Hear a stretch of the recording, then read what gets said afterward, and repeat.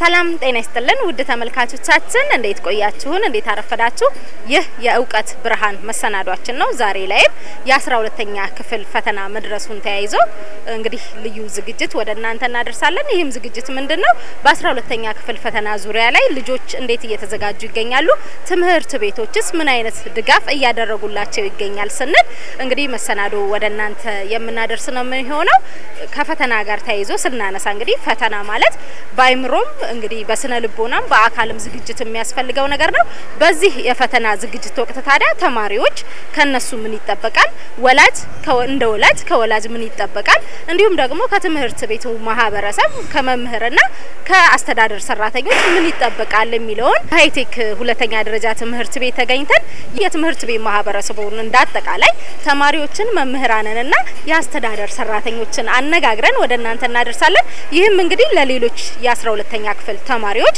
እንደ ተሞክሮ እንዲሆንና ዝግጅታቸውን ከወዲሁ በደንብ አጠናክረው እንዲቀጥሉ ሊያግዝ የሚችል ፕሮግራም ነው ተጠቀሙበታላችሁ የሐረሪ ቴሌቪዥን ከናንተ ጋር ቆይታ ያደርጋል ከፕሮግራሙ ጋር አብረናችሁ ቆይታ የምናደርገው እኔ ሰላም መዝገበና ባልደረባዬ አብዱል ፈታህ ዱሪ በጋራ በመሆን ነው ጥሩ ቆይታ ይሁንላችሁ ይያለን ወደ መሰናዶው እንግባ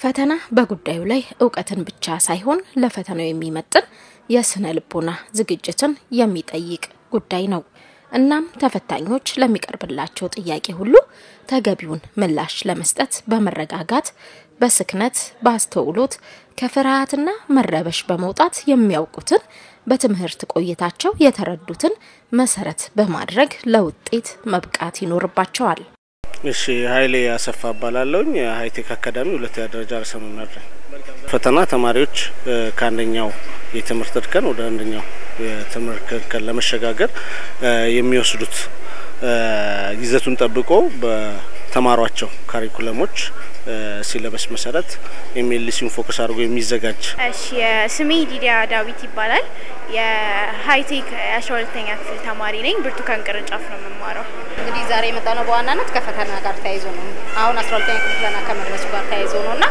በመጀመሪያ ላንቺ ፈተና ምን ማለት ፈተና ማለት እንደ ተማሪ በትምህርት ላይ ባሳለፈው ጊዜ ላይ ያካበተውን ዕውቀት የተማረውን ነገር የቀሰመውን ዕውቀት የሚለካበት ራሱን የሚያውቅበት ነገር ነው ያስባለሁ ያው ሰው ፈተና ሲባል በጣም ከባድ ነገር ኮምፕሊኬት ነገር አድርጎ ያያል ግን እንዴት ነው የተማርነውን ነገር መለኪያና ራሳችንን ምን ያህል እናውቃለን ምን ያህል ይጎለናል ብለን የምናውቅበት ነገር ነው በመጀመሪያ ስሜ ኢማጅ አዲል ይባላልው መማራው ሃይቴክ 12ኛ ክፍል ነው እና በብርቱካን ቅርንጫፍ እንገኛለን ፈተና ማለት እኔ እንደማስበው ከሆነ ያው ራሳችንን እንገምትበት ነው እስከዛሬ ሰራነውን ነገር ያው ያጠናውን ኦር ገዝ ምታደርገው አይደለም ያጠናውን ነገር ውጤት ነው ብለህ የምታስበው ነገር እስከሆነ ድረስ ፈተና ማለት ሌላ ትልቅ ነገር ብለን የምናስበው ነገር አይደለም ያጠናውን ኦር ምናውቀውን ነገር ሰርተን ውጤታማ እንደመሆን ማለት ስሜ ናርዶስ ዮናስ ይባላል የ12ኛ ክፍል ተማሪ ነኝ ያው ከተማርናቸው ትምህርቶች ውስጥ ማጠቃለያ የሚያደርግ አሁን ደግሞ ለኛ ለየት የሚያደርገው ምንድነው ከትምህርት ቤት ወጥተን ወደ ኮሌጅ የምንገባበት ነውና የተዘጋጀን ነው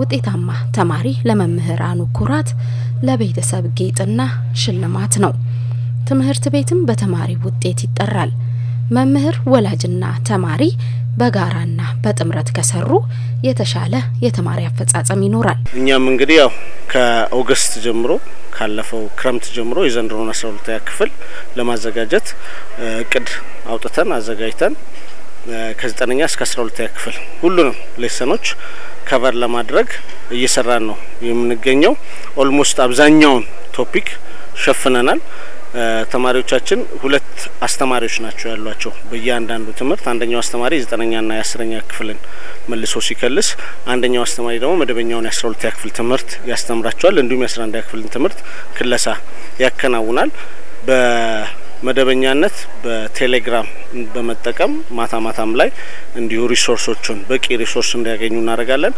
እንዲሁም በያዝነው አመት እስካሁን ድረስ 2 ሞዴል ፈተነናል። ቀሪ 3 ሞዴሎች አሉን። እነዚህ ሞዴሎች ያው እየፈተንን የምንገኘው በውስጥ አቅም በመጠቀም ኦንላይን ፈተናዎችን በማዘጋጀት እየፈተንን ያለነው። ያው በዘንድሮ አመት 157 ተማሪዎች በናቹራል ሳይንስ ብቻ ነው ያለን። 157 ተማሪዎችን ለፈተና እያዘጋጀን ያለነው። እነዚህ ተማሪዎች እያንዳንዱ ተማሪ ውጤታማ እንዲሆን በሚያስችል መልኩ ጥረቶችን እያደረግን ነው። ያው ውጤት ኮሌክቲቭ ነው። እኛ እንደ ትምህርት ቤት እንጥራለን። ተማሪዎችም የራሳቸው ኢፈርት ማሳየት አለባቸው። ወላጅም እንዲሁም ሌሎች ባለድርሻ አካላቶች ተማሪዎች ውጤታማ እንዲሆኑ የበኩላቸውን አስተዋጽኦ እያደረጉ ነው። በቡድን ስሜት እንደ አንድ ቲም እየሰራን ያለነው። በዚህም ጥሩ ውጤት ያው እንጠብቃለን ከእያንዳንዱ ተማሪ። ስሜ መምህር ግሩም ካሳሁን ይባላል። የሶሻል ስተዲ ጂኦግራፊ መምህር ነኝ። በትምህርት ቤት ውስጥ የተማሪዎች ዲን ነኝ። የ12ኛ ክፍል መልቀቂያ ፈተና በዘንድሮ አመት ይሰጣል። ያው ያን ተከትሎ እንግዲህ ዝግጅት የተጀመረው ከላስት ይር ጀምሮ ነው። 11ኛ ክፍል ጀምሮ ለቀጣዩ አመት እንዲዘጋጁ ነው ዝግጅት የጀመርነው። ከክረምቱ መርሃ ግብር ጀምሮ የቲዩቶሪያል ትምህርትን በመስጠት የማጠናከሪያ ትምህርት ከፍተኛ ዝግጅት ነው የተደረገው።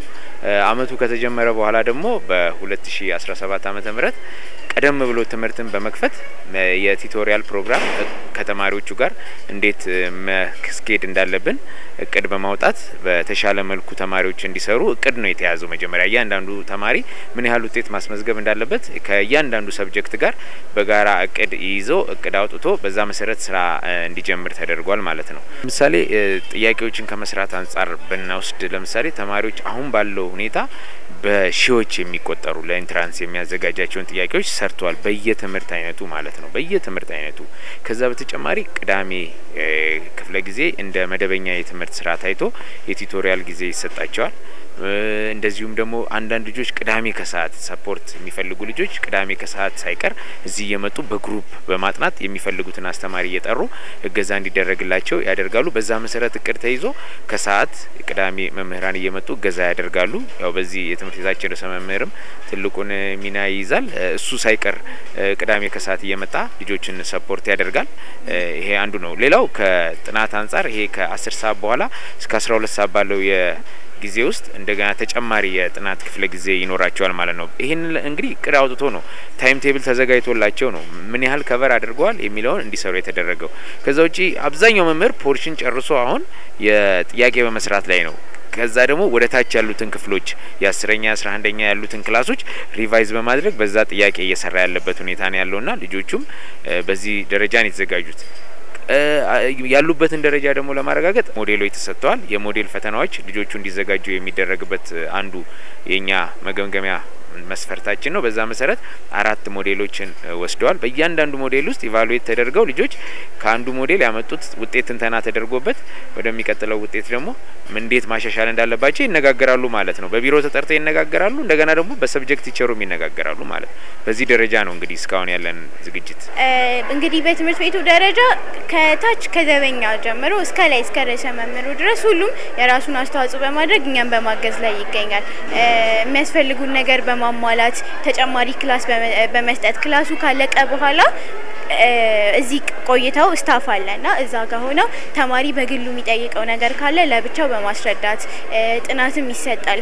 ከመደበኛው ትምህርት በኋላ ከ10 ሰዓት እስከ 11 ሰዓት ተኩል ባለው ሰዓት ድረስ አዲሽናል ጥናት የድጋፍ ጥናት ይሰጣል። ቅዳሜም አንዳንዴ ጠዋት እየተጠራን ሰፖርት ይሰጠናል። የጎደለን ነገር ካለ ይጨመራል አዲሽናል ማለት ነው። አንዳንዴም ደግሞ አስተማሪው የሚመቸው ከሆነ ተማሪው እየጠየቀ እሁድ እየመጣ ጠዋትም ይሁን ከሰዓት የማስጠናት ስራ ይሰጣሉ። እያንዳንዱ ትምህርት ላይ ደግሞ ቢያንስ ከ2 በላይ የሆኑ አስተማሪዎች አሉ። ያው የምንፈተነው ከ9ኛ ክፍል ጀምሮ ያለው እንደሆነ ለ9 ለ10 የሚከልሱልን አሉ፣ ለ11 ለ12 የሚያስተምሩልን አሉ። ብዙ ጥያቄዎችን እንሰራለን እና በጣም እያገዙ ነው። እኛ ትምህርት ቤታችን ያው ሰው ሲያርፍ እኛ እየሰራን ነው። ኤክስትራ ነገሮችን ባይዘው ሰራይሊ ያው ሌሎች አስተማሪዎች ያልሰጧቸው ለተማሪዎች ለኛ እየሰጠን ነው። ኢቭን እሱ ራሱ እያስተማረን ያው ኤክስትራ ነገሮች በጣም እንወስዳለን። ሰው ሲያርፍ እኛ በጣም እንሰራለን። ትምህርት ቤታችን እየተደረገልን ያለው ዝግጅት ምንድነው? ከ12ኛ ክፍል አስተማሪዎች ውጪ በተጨማሪ የ9ና የ10ንም ሪቫይዝ የሚያደርጉልን ሌሎች አስተማሪዎች ተቀጥረውልን ለብቻ ፒሪድ ተሰጥቷቸው እየገቡ ያስተምሩናል። እንዲሁም ደግሞ እሁድም ቅዳሜም ሳይሉ እየመጡ ያሳዩናል። አንዳንድ ነገሮችን ወርክሺቶችን በመስጠት ሃንዳውቶችን ቴሌግራም ግሩፕ በመክፈት ሃንዳውቶችን በመላክ እሁድ ቅዳሜ ሳንል ሳናርፍ እየመጣን እንማራለን።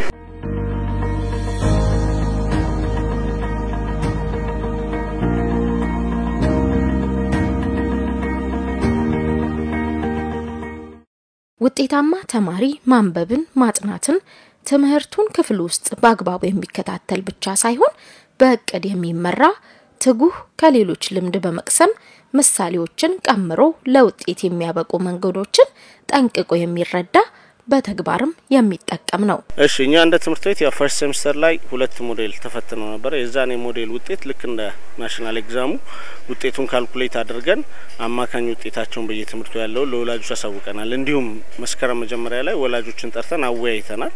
ሶ ያው ያለው የፖርሽን ስፋት ሰፊ ነው። ሶ ብዙ ጊዜ ማጥናት ያስፈልጋቸዋል። ልጆች ስልካቸውን ማኔጅ ማድረግ ብዙ ጊዜ ትግል ውስጥ የሚከታቸው እሱ ነው።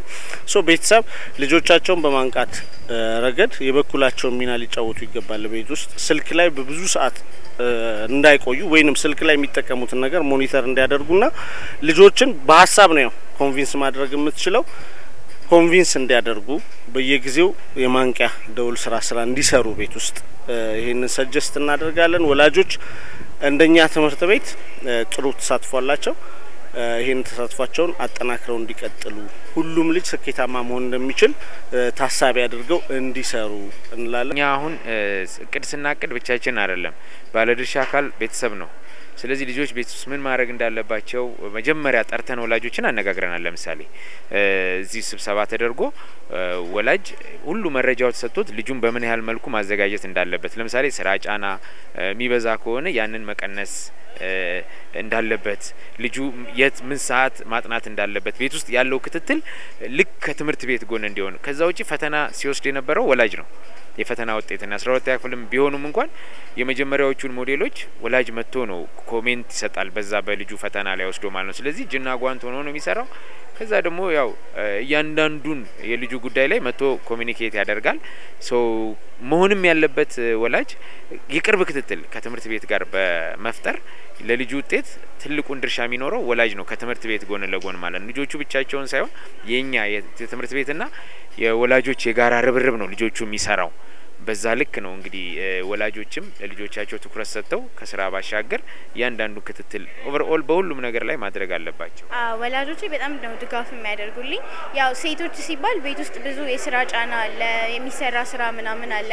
ግን ያው ሃይቴክም እንደ ትምህርት ቤት ወላጆችን ጠርቶ ያለውን ሁኔታ አስረድቷቸው ምን አይነት ጊዜ ላይ እንዳለንና ምን አይነት ነገር እንደሚያስፈልገን ከወላጆች ጋር በመወያየት ትምህርት ቤቱ አውርቷል። ወላጅም ያንን ሰምቶ ተማሪዎች ቤት ውስጥ ያለባቸውን ጫና ቀንሰዋል። ማድረግ ያለባቸውን ድጋፍ ጠዋት መቀስቀስም ሊሆን ይችላል፣ ከእንቅልፍ መቀስቀስም ሊሆን ይችላል፣ የሚያስፈልጋቸውን ነገር ማስታወስም ሊሆን ይችላል። ብቻ ሰዓት በመስጠት እንትማል በማለት ያግዛሉ ወላጆች። የተማሪ ወላጆች በተለይ ሴቶች ያው ጫና ባይበዛባቸው፣ ወንዶች ደግሞ ያው ከሱስ ከምናምን መለስ ማለት አለባቸው። እገዛ ያስፈልጋል የወላጅ ግን የወላጅ ብቻ ሳይሆን የኛም ተነሳሽነት ነው። አንድ ሰው ጎል መኖር አለበት። ከ12ኛ ክፍል አልፌ የሆነ ቦታ ደርሳለሁ ብሎ ማሰብ አለበት። 12ኛ ክፍል እስከ ተማረ ድረስ ማለት ይሄንን ነው ማለት። አመሰግናለሁ። ወላጆች በተቻላቸው አቅም ልጆቻቸውን ሰፖርት ማድረግ፣ በተለይ አሁን ደግሞ ሴቶች ልጆች ላይ ብዙ ጊዜ የቤት ስራ ጫና ማብዛት ምናምን ይታያል እና ትንሽ ጊዜ ናት። አሁን በተለይ 2 ወር ነው የቀረን፣ 95 ቀን ነው የቀረን ምናምን እና እቺን ጊዜ ስራ ባያዟቸው በቃ እንዲያጠኑ ሰፖርት ቢያደርጓቸው፣ ይሄ የማጥኛ ነገሮችን እየሰጡ ሰፖርት ቢያደርጓቸውና የቤት ውስጥ ስራ ጫናዎችን ቢቀንሱላቸው ጥሩ ነው። ፎከስ እንዲያደርጉ ሞር ትምህርታቸው ላይ ማለት ነው።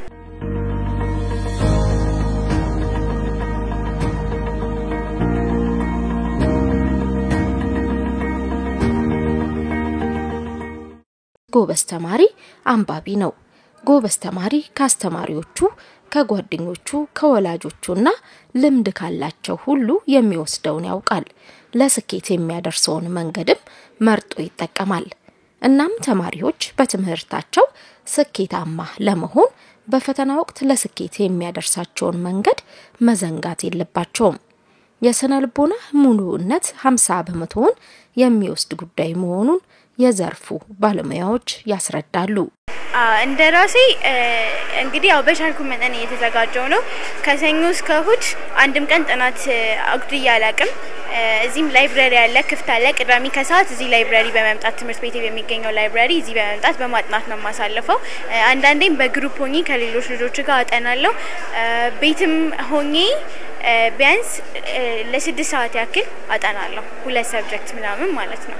እና ከሰኞ እስከ እሁድ ታትሬ እያጠናሁኝ ነው እስካሁን ባለው ድረስ። ባለኝ ታይም አሁን ሰዓቷም እየሄደች ነው። ያው ኦቨር እያጠናሁ ነው። ለሊትም ቀንም እያልኩኝ በጣም ያጠቀው ለፈተናው እየተዘጋጀው ነው ብዬ አስባለሁ። በራሴ ያደረኩኝ ያለው ዝግጅት ያው ዴይ ኤንድ ናይት ነው ምንሰራው።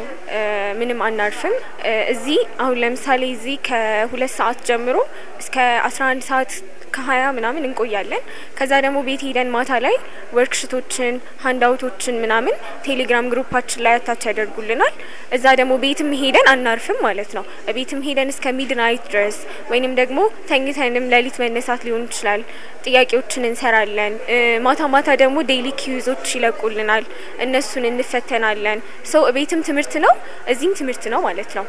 እየለፋን ነው እየሰራን ነው ውጤት ለማምጣት።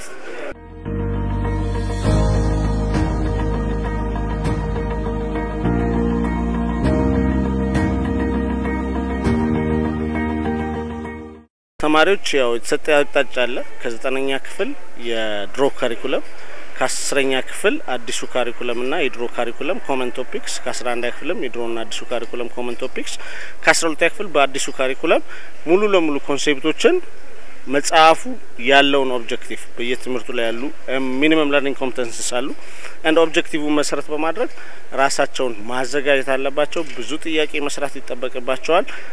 ኤግዛሙ ኢትስ አንፕሬዲክተብል ከዚህ ፓርት ብቻ ነው የሚመጣ የሚባል ነገር የለም። ያለው የፒሪየድ ሎድ አለ። የተሰጠው ሌሰኑ ከቨር ለማድረግ የተሰጠው ፒሪየድ ሎድ አለ። በየፒሪየድ ሎዱ ልክ ጥያቄዎቹ በዛው ልክ ሃይ ነምበር ይኖራቸዋል ተብሎ ስለሚታሰብ ተማሪዎች ብዙ ጥያቄ እንዲሰሩ ሪኮመንድ አደርጋለሁ። 12ኛ ክፍል ላይ በቴሌግራም ግሩፓችን አማካኝነት የሌላ ትምህርት ቤት ተማሪዎችንም ሰፖርት እናደርጋለን። 8ኛ ክፍል ላይ እዚሁ አካባቢያችን ካሉ ትምህርት ቤቶች ቆንዶዶ ትምህርት ቤት ላይ 15 ተማሪዎችን በጥናት ፕሮግራም ላይ አካተን ያስጠናን ነው ወይም ጥናት ፕሮግራም ተሳታፊ እንዲሆኑ ያደረግን ነው። እንዲሁም ማቴሪያሎች ከኛ የምናገኛቸው ማቴሪያሎችም እኛ የምናዘጋጀው ማቴሪያሎችም እንልካለን። 8ኛ ክፍል ላይ ሃይቴክ በዚህ አጋጣሚ ያመሰግናለሁ 15 ተማሪዎች ወስዶ ቲዩቶሪያልን ከ10 ሰዓት እስከ 11 ሰዓት ተኩል ባለው ውስጥ የመማር ማስተማሩን ስራ እየደገፈኝ ይገኛል። በዚሁ ላይ ማለት ነው። ያው በዚህ እነሱን በዚህ አጋጣሚ ነው ማመሰግነው። ውጤት የጋራ ነው። ከዛ ውጪ 12ኛ ክፍል ላይም 8ኛ ክፍል ላይም ዘመኑ የሰጠንን ቴክኖሎጂዎች በመጠቀም በየትምህርት አይነቱ 12ኛ ክፍል ላይ ከ2000 እና 3000 በላይ ጥያቄዎችን ፐርፎርም እንዲያደርጉ ልጆቹ አዘጋጅተን እየሰጠን ነው። 8ኛ ክፍል ላይ ከ500 በላይ ጥያቄዎችን አዘጋጅተን እየሰጠን ነው በየትምህርት አይነቱ ከ7ም ከ8ም 12ኛ ክፍል ላይ ከ9 እስከ 12 በተመለከተው እንዲሁም ከሌሎች ቦታዎች የምናገኛቸው ሪሶርሶችም ሼር እናደርጋለን።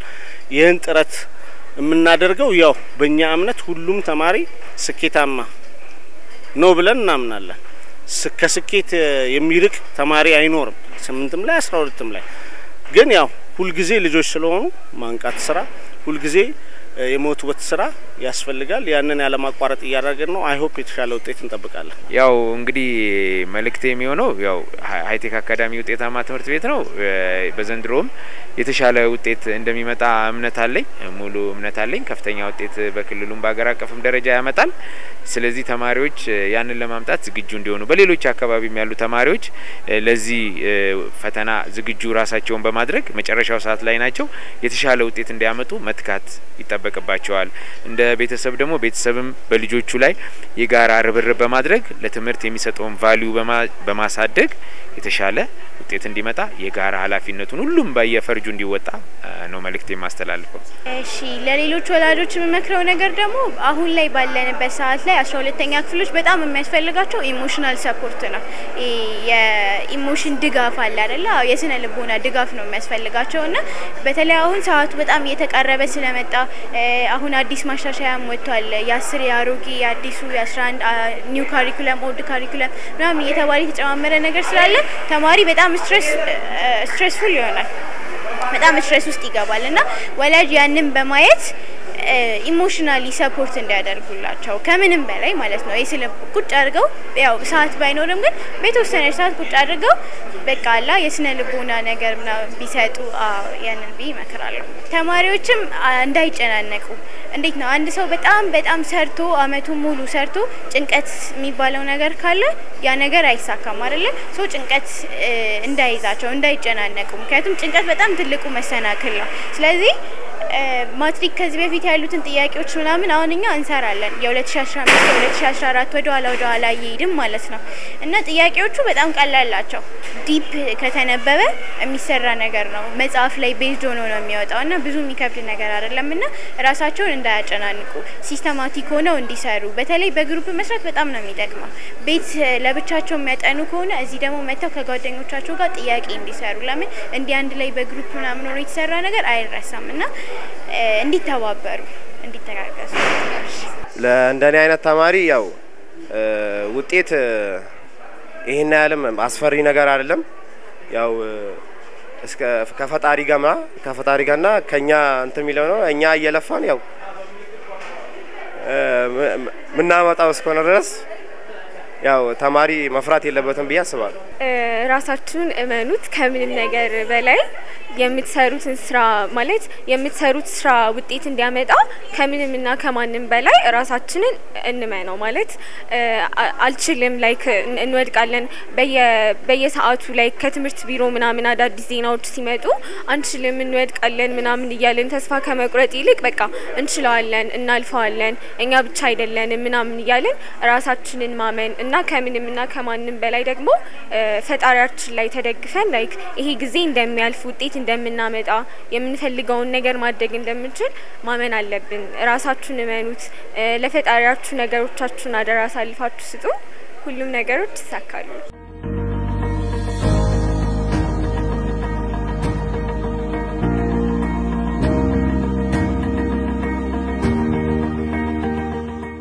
ተማሪዎች ከአካዳሚያዊ የጥናት ዝግጅት ባልተናነሰ መልኩ የስነ ልቦና ሙሉነት መለማመድ እንዲሁም ማዳበር አለባቸው።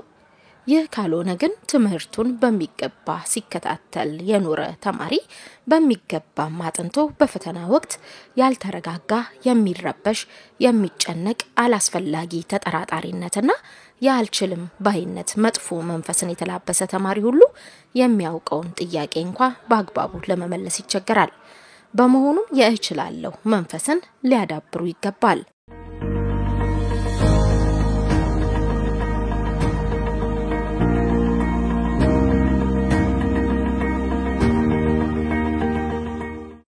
ተመልካቾቻችን እንደተከታተላችሁት እንግዲህ የ12ኛ ክፍል ፈተና የተማሪዎች የመምህራን እንዲሁም ደግሞ የወላጅ ዝግጅት ምን ይመስላል ስንል ያዘጋጀንላችሁ ፕሮግራም የተመለከታችሁት ነው ይመስለው። እናንተም ተማሪዎች እንግዲህ በየአካባቢው ያላችሁ ተማሪዎች 12ኛ ክፍል ተፈታኝ ተማሪዎች ማለት ነው በፕሮግራሙ ጥሩ ቁም ነገር እንደጨበጣችሁ ባለሙሉ ተስፋ ነኝ። ተሞክሮም እንዳገኛችሁበትና ለእናንተም ዝግጅት እንደሚረዳችሁ ባለሙሉ ተስፋ ነኝ። ሳምንትም በሌላ ርዕሰ ጉዳይ ተመልሰን እንገናኛለን። ፕሮግራሙ ጋር እስካሁን አብሬያችሁ ቆይታ ያደረኩት እኔ ሰላም መዝገበና ባልደረባዬ ካሜራማን አብዱል ፈታህ ዱሪ በጋራ በመሆን ከናንተ ጋር ቆይታ አደረግን። እስከ ሳምንት መልካም ሳምንት።